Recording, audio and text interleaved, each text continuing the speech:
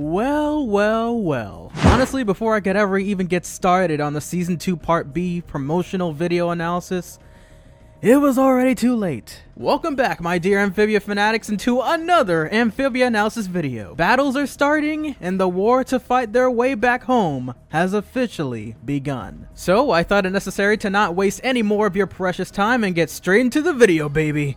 Roll that intro footage.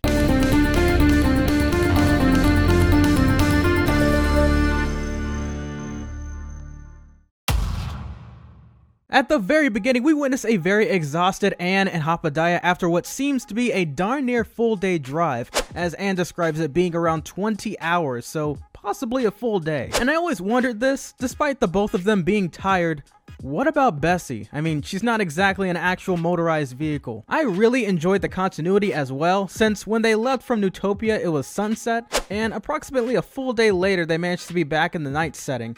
Shows just how long they've been driving. Eventually, however, both Anne and Amphibia become so exhausted to the point where they both nearly collapse and decide to take a resting period before continuing their journey again. As for Sprig and Polly though, they're extremely eager to arrive inside of Wartwood and want to keep pushing forward. They're of course both denied, since obviously neither of them read the same instruction manual book for Bessie like Anne and Hop Pop, and they're definitely not as mature. And even though they try to make a great point by explaining how they managed to survive Quarreler's past, it still wasn't convincing enough to allow them to take control, as Amphibia warns of potential night beasts and other dangerous night dwellers in Amphibia, which should come to no surprise whatsoever. Remember that giant Scorpio?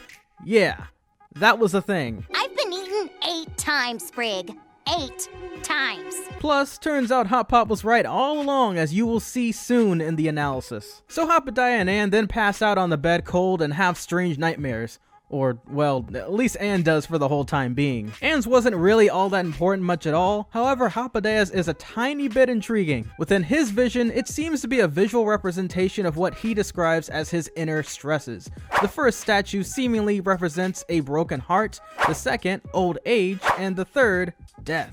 Now, it's plain that you can see a fourth creature just behind the third one, however, I couldn't exactly make out what it looked like. If you're able to determine whether or not it meant anything, let me know. But as for what we have for now, you think it all is a warning of what's to come in the near future, or is it merely a silly nightmare that happily turns into a dream once Hop Pot realizes he was in one? Anyways, with the both of them distracted, having deep sleep paralysis at this point, Polly and Sprig make the responsible decision in taking control of Bessie. One of their very first trials was avoiding giant rocks filled with what seems to be deceased animals. By the way, any of you believe that maybe perhaps these bones that were consistently seen throughout this season is a foreshadow of a past war that happened long ago? Anyways, their next hurdle is to face the road while going through thick fog at the Foggy Fjords. Sprig pronounced it right. The Foggy Fjords? Now, one thing that piqued my interest during this short scene were the giant creatures shown roaming around in the background. It's what seems to be prehistoric amphibian dinosaurs. And like I attempted to theorize within another analysis, I truly believe that these are results of more experiments from creatures of Earth mixed in with the amphibian life. And there is a secret that I totally have been letting you guys up on, and it's that it was revealed back in Season 1 after finding a hidden Plantar family bunker that the Plantars were scientists. Yeah, does anyone else smell a full load of bull? But back onto the amphibian creatures within the shadows, this would have to mean that potentially well over centuries ago, if this theory is correct, Earth had already been merging different animals with the world of Amphibia. And that's not all they witnessed while going through the foggy parts of the pathway to Wartwood. They also encountered the likes of a mysterious man who comes off as a random hitchhiker wanting to steal the wagon, when in reality it turns out to be a man that they soon realized was a well-known helper that would assist in guiding travelers away from dangers on their way back home. His name was Zachariah Nettles, and it was said to be his ghost helping Sprig and Polly from perilous hazards. They could have avoided a big one if they would have just heeded his instructions from before. And I mean, wait, just hear me out on this one. Didn't we learn back in Season 1 not to judge anyone by their appearance or even creepy-like behaviors? Alright, so moving right along, Amphibia and Anne awaken and notice that they safely made it just miles from Wartwood. You better not have disobeyed me! Dang it! But he lets it slide. The ending of this part is of the robot frog once again being shown following the gang, and I swear, if I see another teaser of that robot one more Okay, why do we have to wait this many episodes for this one robot to walk 3 miles to Wartwood? Oh, I'm afraid we only have one flavor here, man. No! Licorice! Alright. You know what, ladies and gentlemen? I'm gonna do it. I'm gonna try this black licorice. Everyone keeps saying it sucks. Well, let's try it.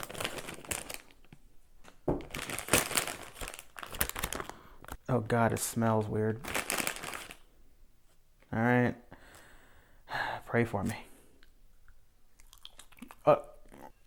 It tastes like medicine. Who made this? Okay, it's not like the worst thing I've ever tasted, but it tastes like medicine. What? Who made this? I will find them. I'm glad this bag was only $1.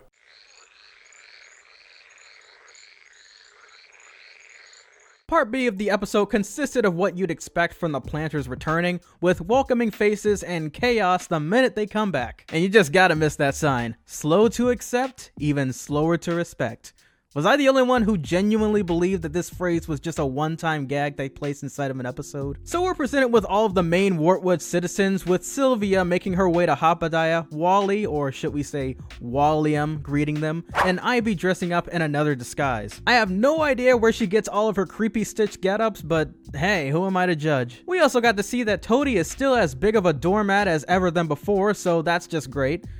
Gosh, there needs to be an episode where this guy just loses it like those biddies did. Soon, Stumpy comes along and gets the idea to celebrate the Plantars on their return with a dinner, but also in the meantime, he and the rest of the townsfolk mention a wish list. This gets Polly and Amphibia to start immediately panicking, which gets Anne and Sprig to question, what the heck happened? Well, turns out, and by the way, love the continuity on this one as well, before both Polly and Hop Pop informed the town of their departure to Newtopia, pretty much everyone asked for souvenirs. And the both of them added all of those items to the cart, but never thought it necessary to make it to the checkout. We hid the list in a special place so we wouldn't forget. And then we forgot it. So, their Amazon delivery didn't exactly go through. So Sprig and Anne are shocked that the two of them would even think to forget about something so imperative, and they both almost agree to tell the truth to the townsfolk. That was until Sprig did some further inspection and found out about Ivy wanting a red sunshell in order to have one in contrast to Sprig's blue one placed in front of his home. And in speaking of the Plantars' place, they head back there in order to finish up on their plan to avoid an awkward, embarrassing interaction with the townspeople after they just returned. And we're shown Chuck, who seemed to have done a great job not only safeguarding the house, but also, you guessed it, grew some tulips. So instead of telling the truth, why not make an over-the-top elaborate scheme including a demon chicken dragon found in Maddie's suspicious summoning book of dark magic and incantations? We all okay with using ancient eldritch magics? Sure, why not? I'd be mad if we didn't. They literally go through all this suffering finding the necessary tools and materials for the ritual. By the way though, I loved the Chica List soundtrack. It's hilariously genius. If anyone can get their hands on this soundtrack, that would be awesome. Chickalisk, Chickalisk, Chickalisk. So once the chanting was settled and done, they later on that night began their reunion filled with completely fake presents bait for the giant chicken monster. Funniest thing was that everything nearly came together perfectly, as the creature was rather friendly until provoked, as warned in its very page. And of course, I'm referring to the entire rest of the town of Wartwood thinking about the Plantars and their almighty gift-finding sacrifice. Speaking of sacrifice, how much does Toadie get paid out of curiosity? The entire town soon forms their Chickalisk formation ordered by Mayor Toadstool, similar to how they did towards the giant mantis. Only this time, it shockingly worked, but not because it was intimidated. In the end, the day is saved once more, but the Plantars, not including Anne because she did the right thing in disowning it, confesses their faults anyways. And even though the townsfolk are disappointed, they admittedly had missed all of the mayhem that they would bring into the town, so they forgive them. Like, Ivy and Sprig, for example, actually kiss and make up. Now, one disappointment for me personally during their return back into Wartwood was not a single mention of the Calamity Box, but according to the promo release days prior, that may not be too late ahead, we'll be seeing it soon. And so, what did you all think about not only the analysis but the episodes themselves? I, for one, found them a great continuation before beginning the serious parts of the story. And well, without further ado, I guess it's time that we parted ways once more. Give this video a like, subscribe if you haven't yet, and I will catch you lovely viewers in the next one. Peace!